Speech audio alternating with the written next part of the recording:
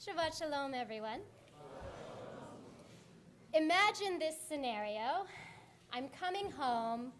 It's been a hard day. I have a tension headache, and I pause on my doorstep, and before me is my mezuzah. First of all, why do we hang a mezuzah on a doorpost? Does anyone remember the story? Yeah. What is it?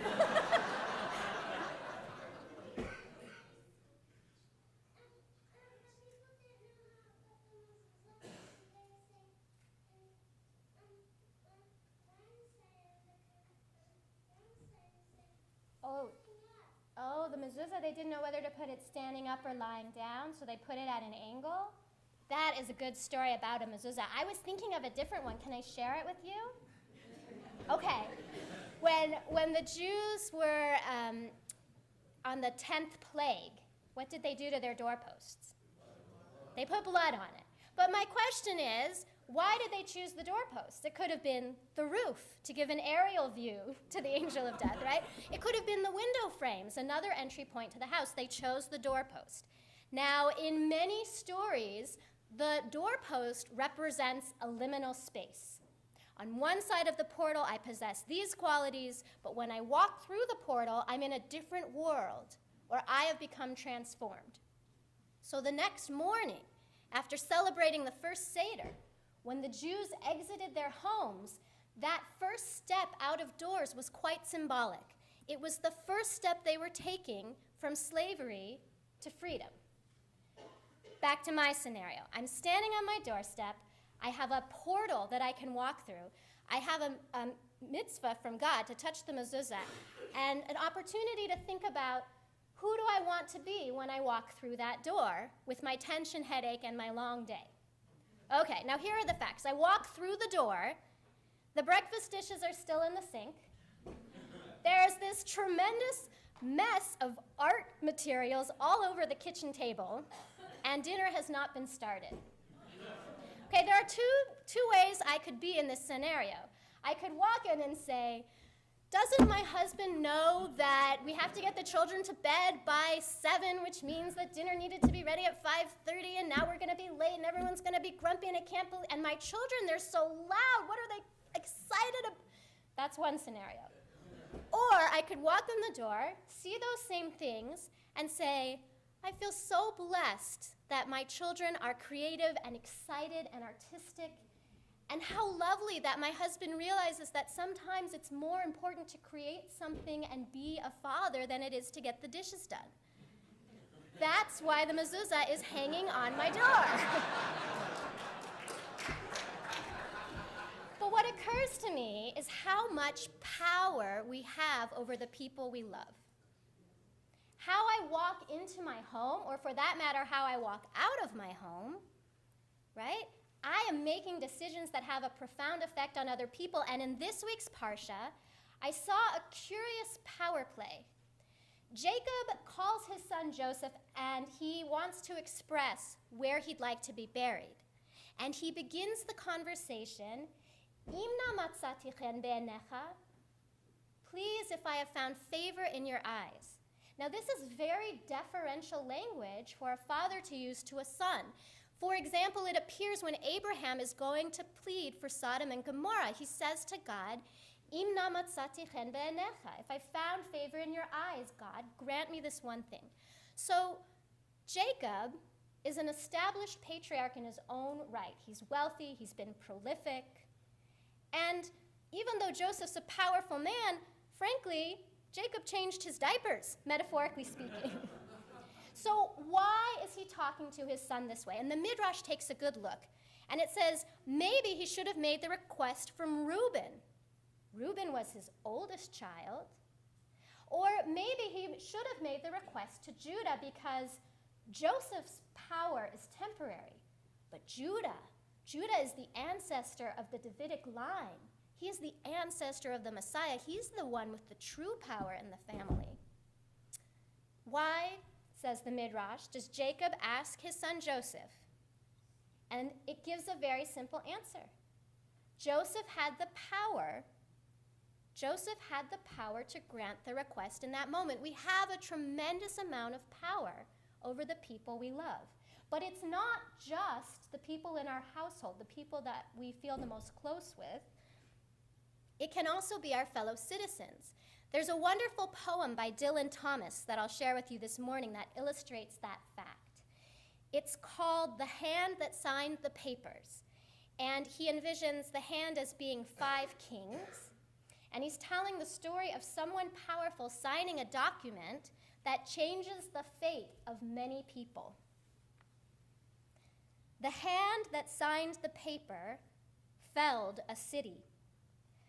5 sovereign fingers taxed the breath, doubled the globe of dead, and halved a country. These 5 kings did a king to death. The mighty hand leads to a sloping shoulder. The fingers' joints are cramped with chalk. A goose's quill has put an end to murder. That put an end to talk. The hand that signed the treaty bred a fever. A famine grew and locusts came. Great is the hand that holds dominion over man by a scribbled name.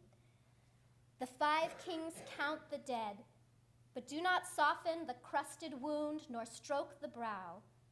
A hand rules pity as a hand rules heaven. Hands have no tears to flow. Now, clearly the poem is referring to political power, perhaps a sovereign signing the document.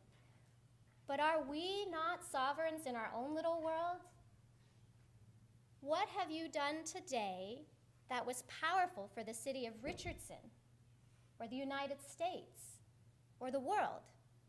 What did you do yesterday that you feel proud of doing?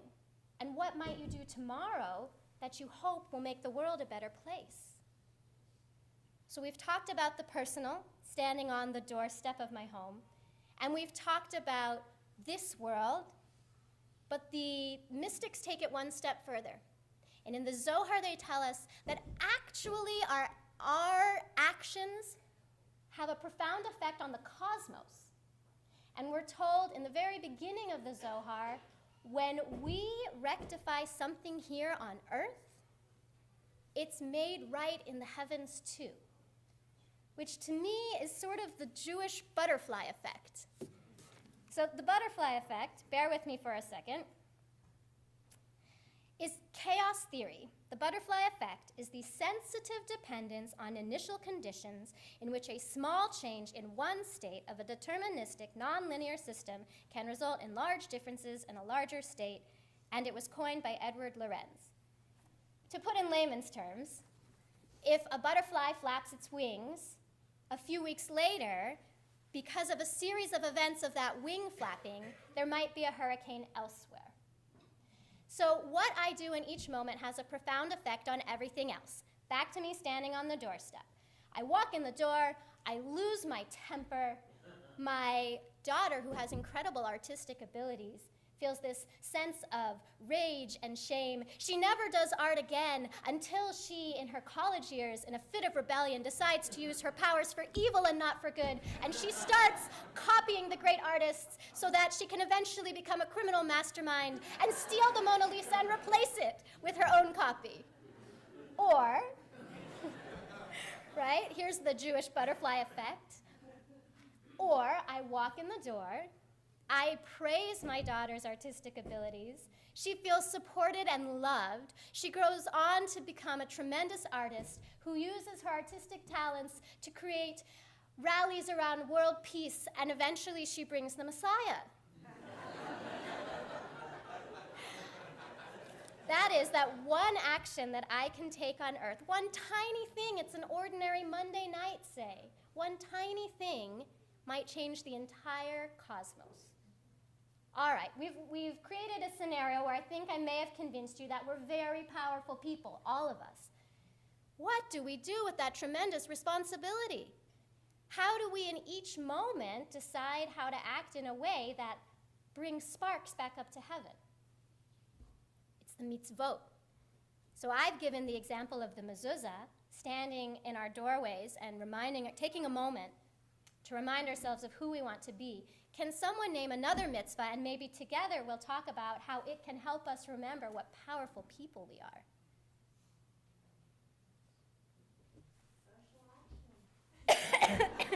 says Marilyn Goose. Social action. Well, I think that one is a pretty obvious one, right? How we are powerful. John.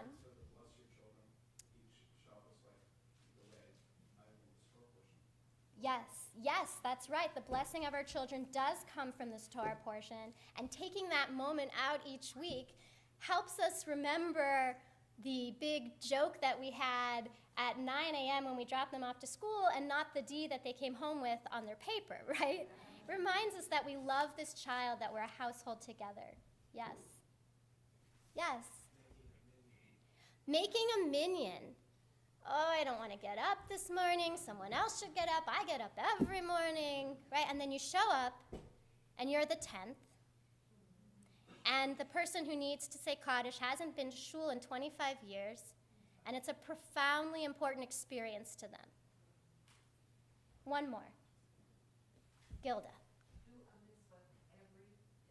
Just do a mitzvah every day. Just do it every day.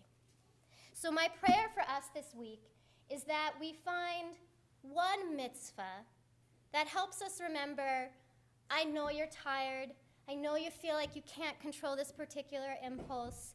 I know maybe you've lost your sense of hope and faith, but find one mitzvah this week that reminds you how truly and incredibly powerful you are. Shabbat Shalom.